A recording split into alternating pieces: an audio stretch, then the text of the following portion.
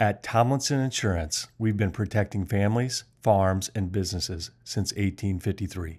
From auto, home, farm, life, or health, we tailor coverage that fits your world. With multiple carriers to meet your insurance needs.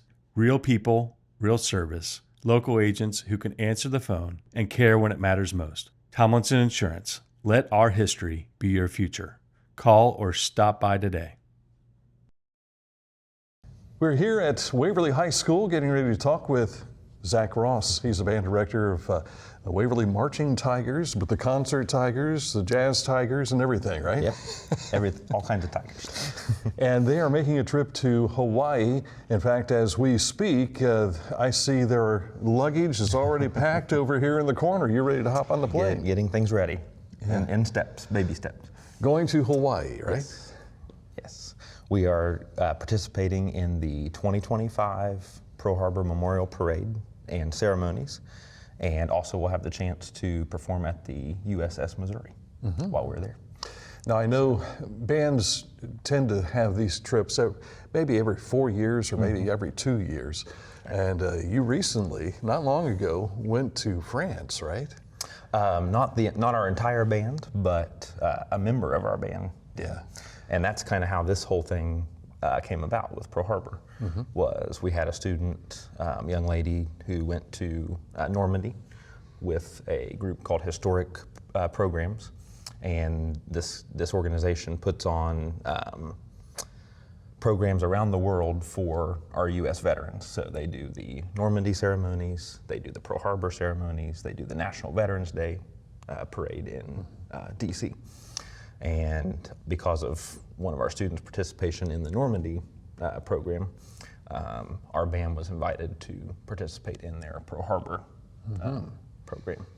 So, and it's one thing to have one kid go overseas. It's another thing to take a whole band to Florida for Disney World. Yes. but here we're talking about going to Hawaii. It's still the United States, but it's 5 hours away. Yes. And you had mentioned a trip every 2 or 4 years. That's our usual rotation. We usually go to Disney World every 4 years. Okay. Every 2 years in between the Florida trip, we try to do a small trip like Cedar Point. So this Pearl Harbor trip is sort of a once in a lifetime thing probably, and we just couldn't pass it up. As you said, it takes a lot of effort and coordination planning. We have over 140 people going total. Wow. With students and family members and directors, staff, and from making sure the airfare is booked and everyone's information is correct, and in 24 hours from now, we'll be worried about making sure everyone's baggage is here and all the instruments are packed safely, and they're all going with us on the plane. So a lot of things to think about, but we've been planning it for over a year now, so it's finally almost time to go. So we're excited. The difference with this particular trip is the historic value of it. So it's an educational trip also, I'm sure. Absolutely. That's one thing. We had a Zoom call just a couple of days ago with the organizers of the parade and all the participating band directors, and they started off the head organizer started off by saying, first of all, realize how important and significant what everyone who's participating, what you're doing here, and how it's different than just taking a trip to an amusement park for a band trip.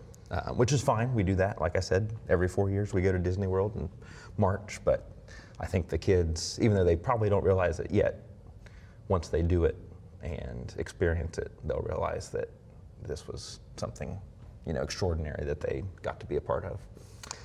This band has been part of your makeup for your almost entire life. Almost, yes, exactly, yep. Having said that, how have you reflected back on your high school days and tried to carry some of that over to what these kids are experiencing today? The reason I'm standing here with you right now is because of the experience I got to have here at this same high school. I had a great band director, John Huffman, who's still very active in music.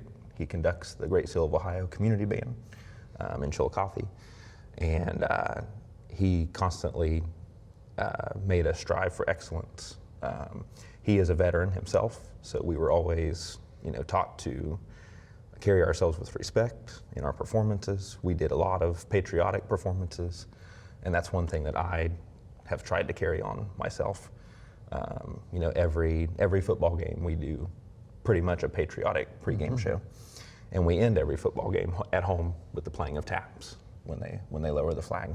And it's a very unique setting because, Yes. and I go to a lot of different ball games and a lot of different stadiums.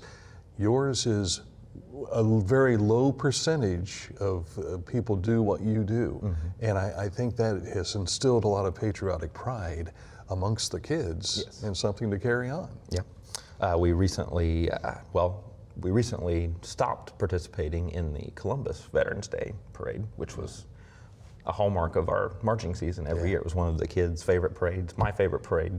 Unfortunately, they just stopped having that parade in Columbus, which is why we no longer participate. But we had a Veterans Day assembly at school for the first time in a long time, which I helped organize with one of our history teachers. And we have a small Veterans Day ceremony in Waverly at the park. And we participated in that for the last probably 20 years or so. Yeah. So, and then of course we have a Memorial Day parade at the end of every school year in Waverly. But I think it's important for the kids to learn that respect, and whether any of them end up serving in our armed forces or not, just realizing that we need to pay tribute to those people who have given that sacrifice. And we've had a lot of band members through the years at Waverly end up serving in the military, and a few considering it right now that are in high school. So Right. Now, as a director of bands, you have obviously the music portion to concern yourself Yes. with, the performance part of it, but what do you want the kids to, I mean, when it comes down to it, you're making this trip once in a lifetime. Right. What do you want them to glean from this trip? throughout our rehearsing for it, obviously we get wrapped up in the music and making sure all the notes are right and the rhythms are correct and all that, and we sound good. But I've been trying to remind them, hey guys, we just played, let's say taps. We have a full band arrangement of taps that's the one we play at the football games. Mm-hmm. We finished rehearsing it, and I kind of remind them, now just imagine where you're going to be playing that in a few short weeks. This was back, a few weeks ago, with Pearl Harbor in the background, the USS Arizona Memorial in the background. And I said, you'll never get that chance again. I mean, this is the opportunity that's being provided for us is unlike anything you'll ever, and you get to do it with some of your closest friends that hopefully you'll, be friends with for the rest of your lives. And just that experience, knowing that they played a part in paying tribute to what we know as the greatest generation that served, and some didn't, make it back home after World War II, and just being there right where it all happened, and getting to be amongst family members of veterans who were part of World War II, who were obviously coming there for the ceremonies and everything, and just all that, and knowing that they played a part in that after it's all said and done, and hopefully it's something they can carry with them the rest of their lives, myself included. And you prepare them for this as best you can, Right. but I wish I could have a camera of the inside of their brain when they're experiencing it, Yes, to see man, this is more than what Mr. Ross said it was going to be. Right. And we've done a few things to prepare them because, they learn about, you learn about Pearl Harbor and World War II a little bit in history class, among everything else that teachers are required to teach you. But we've watched a couple documentaries together as a band about Pearl Harbor, and I think many of them learned a lot. Just, it's not something you sit down and just think about as a teenager every day, about the impact that it had and what it meant for our country at that time, and just the sheer loss of life on that awful day at Pearl Harbor.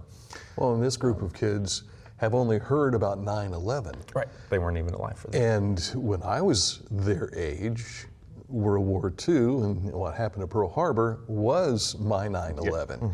So it's difficult to grasp it. And I know I've watched a lot of film footage and everything over the years, but man, until you experience something like what happened with 9/11, we being older individuals, we remember where we were, what was going, what the emotions were at the time. Yes, and just like you, I've heard stories, about Pearl Harbor, but even my great-grandparents my great-grandfathers who served during World War II, it's not something they talked about often, so. Yeah. I think that those stories started coming out about the time Saving Private Ryan came out, so started opening up in that respect. It's difficult to prepare in some sense, but we've tried to give them a little background at least on the importance. I know the Glenn Miller Band was here not long ago, so I'm sure you've got some Glenn Miller type music prepared for this trip back 85 years ago.